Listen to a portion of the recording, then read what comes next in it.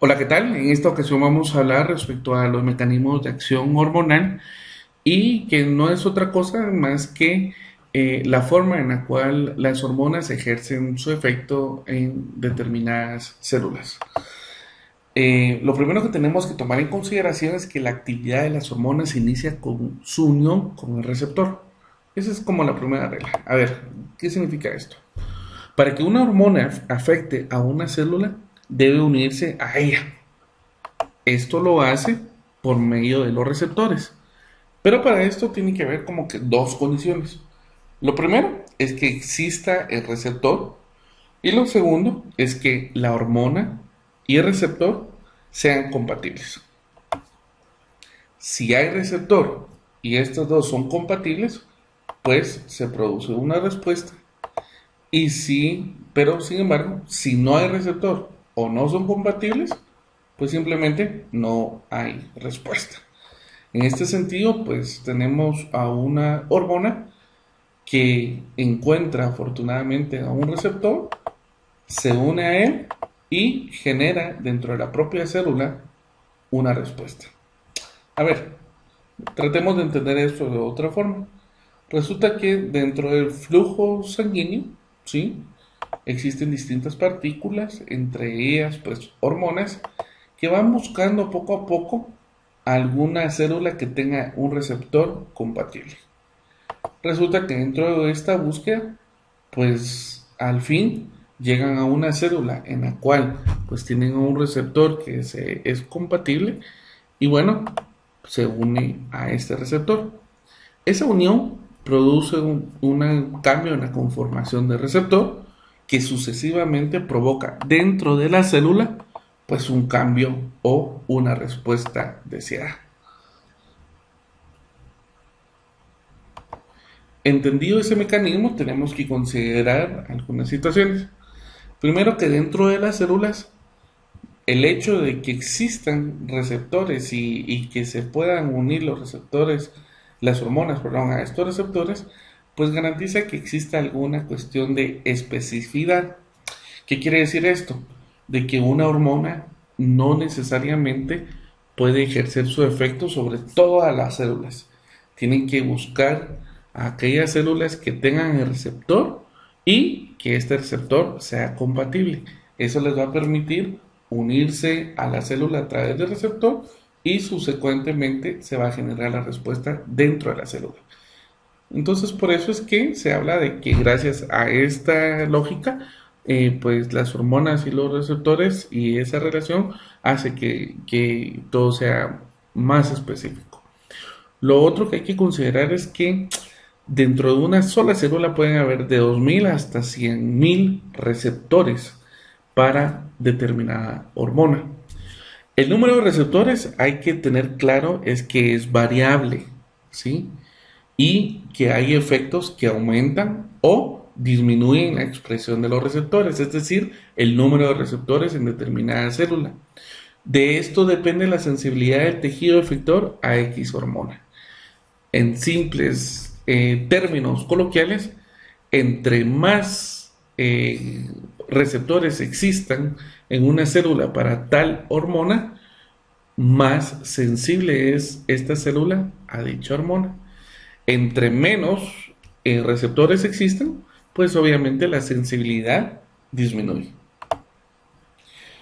Otra cosa que tenemos que tomar en cuenta es que los receptores pueden estar ubicados en tres lugares específicos. En la membrana plasmática, es decir, en la superficie de la célula, en el citoplasma o dentro del propio núcleo. En el caso de las hormonas proteínicas, ¿verdad? O en las proteínas o las catecolaminas, por ejemplo, eh, pues resulta que el receptor está ubicado en la superficie, en la membrana plasmática. En el caso de las hormonas esteroideas, pues el receptor está ubicado en el citoplasma y en el caso de las hormonas tiroideas, pues está específicamente ubicado dentro del núcleo. Existen varios tipos de receptores. Uno de ellos son los canales iónicos. Y aquí el libro nos pone un ejemplo en el cual la acetilcolina o la noradrenalina, por ejemplo, a la hora de unirse al receptor provocan un cambio en la estructura. Este cambio en la estructura permite el transporte de iones sodio, potasio o calcio de afuera hacia adentro o adentro hacia afuera. Y es esa la salida o la entrada de iones, es decir, el cambio en la concentración de iones dentro de la célula que ejerce un efecto sobre la célula. A ver, vamos a analizar un poco este dibujo. Si se dan cuenta, receptores bastante grandes, una proteína bastante grande que abarca pues el grosor de la membrana plasmática que ahorita estoy señalando. Cuando están separados tiene una forma. Cuando la hormona se une al receptor, la forma cambia y este cambio produce un canal que permite comunicación entre el interior de la célula y el exterior de la célula. A través de este canal se transportan iones de afuera hacia adentro, de adentro hacia afuera. Y ese cambio en la concentración de iones dentro de la célula es lo que provoca el efecto deseado en esa célula en particular. La otra forma es de ver las cosas o los otros receptores que existen son los que están unidos a la proteína G. A ver, explico. Estos receptores se encuentran en la membrana plasmática. Atraviesan, al igual que en el caso anterior, pues toda la membrana, pero en el área del citoplasma están unidas a la proteína G. Esta proteína G tiene tres subunidades.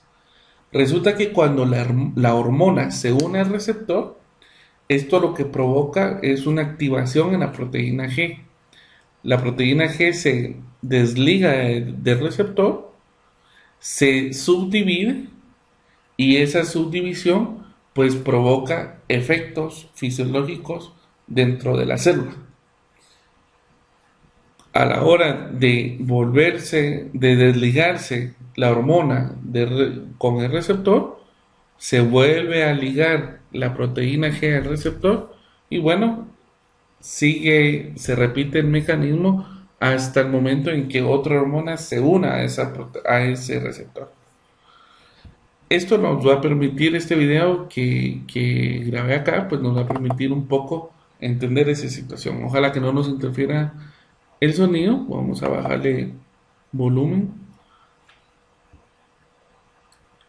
Pero aquí se va a ver eso. Creo que vamos a tener éxito. Básicamente aquí tenemos al receptor que, como ustedes pueden ver, está ligado a la membrana. A ver qué pasó. Ok, aquí tenemos al ligando a la hormona viajando en la parte externa de la célula.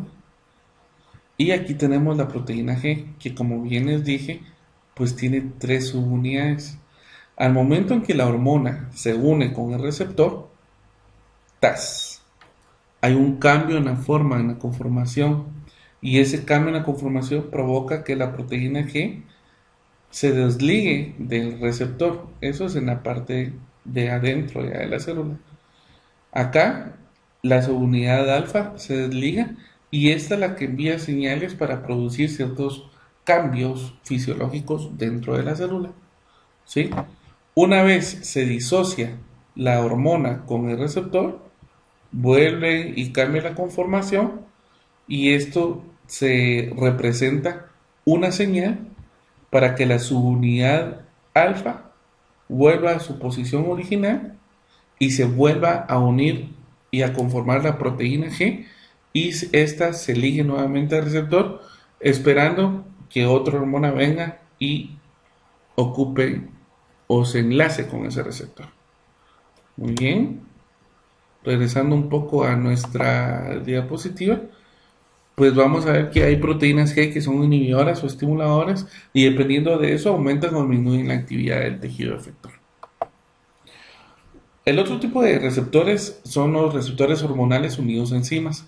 A ver, aquí tenemos a la membrana, tenemos una proteína que es el receptor y aquí tenemos a una hormona proteica. Si se dan cuenta, pues sí, son compatibles en su forma, tanto la hormona con la proteína, estas se unen, pero resulta que lo siguiente, este receptor está unido o asociado a una enzima que está en el interior de la célula. A la hora de unirse la hormona con la proteína, pues esta enzima lo que va a hacer es que se va a activar. Pasa de estar inactiva a estar activa y esto provoca los cambios inducidos por la hormona. Y bueno, hay otro tipo de receptores que están o trabajan por medio de segundos mensajeros. En este caso, la hormona solo estimula el receptor. Esta estimulación activa a un segundo mensajero, que es el que provoca los cambios fisiológicos. En este caso, este segundo mensajero, pues entre los más conocidos está el AMP cíclico, pero también podemos encontrar el calcio-calmadolina y otros fosfolípidos. Hay que tomar en cuenta con esto, y con esto vamos a finalizar. Las hormonas y la maquinaria genética. Resulta que las hormonas esteroideas son las que más inducen a la producción de enzimas y proteínas transportadoras o estructurales. Pero para poder hacer esto, pues tiene que haber algunos pasos. Primero, es que la hormona se difunde al citoplasma y se une a una proteína receptora que está dentro del citoplasma. Se forma un complejo y este complejo entra al núcleo. Ya dentro del núcleo se une a regiones de ADN y activa la transcripción para la formación de ADN y el ARN mensajero al citoplasma se une al ribosoma para poder traducir y formar nuevas proteínas. Y como ya sabemos que las proteínas son las encargadas de hacer pues distintas actividades dentro de las células, pues se espera que estas proteínas cumplan o hagan el efecto fisiológico que se pretende. Las hormonas tiroideas forman numerosos tipos de proteínas ligadas al metabolismo, duran días en cuanto a su acción y tienen sus receptores, no está en pantalla, pero falta ahí que tienen sus receptores dentro de del núcleo de la célula. Con esto vamos a resumir todo. Las hormonas proteicas tienen sus receptores en la membrana plasmática, mientras que las hormonas esteroideas tienen sus receptores a nivel intracelular. Resulta que la hormona, que es liposoluble, tiene que viajar por el torrente sanguíneo a través de una proteína transportadora, pero esa misma cuestión del liposoluble le permite ingresar adentro de la célula. ¿Por qué? Porque la membrana está formada de lípidos. Aquí se forma el complejo receptor hormona, entra al núcleo, se une a un segmento de ADN, se forma ARN mensajero a través de la transcripción. Este ARN mensajero sale al citoplasma, se encuentra en un ribosoma y se empieza el proceso de traducción en el cual se sintetizan proteínas para que exista el efecto fisiológico. En el caso de las hormonas tiroideas, el receptor no está en el citoplasma, tampoco está en la membrana, pero sí está en el interior del núcleo. Entonces, estas hormonas entran directamente al interior de la célula, se unen al segmento de ADN, forman ARN mensajero a través de la transcripción, el ARN mensajero sale al citoplasma, se unen a ribosomas, estas traducen el ARN mensajero y forman proteínas nuevas que ejercen el efecto fisiológico. Y bueno, así es que como se resume, pues los mecanismos de acción de las hormonas en las distintas células. Algo que tenemos que tomar en cuenta es que la concentración hormonal en la sangre pues puede medirse, es factible a través de estas tecnologías, ¿verdad? Y bueno, creo que es importante que podamos haber entendido un poco respecto a este proceso. Es un proceso bastante interesante, pero lo más importante es que estudiamos para poder fijar los conocimientos necesarios. Espero que esta clase les permita ampliar y haber resuelto dudas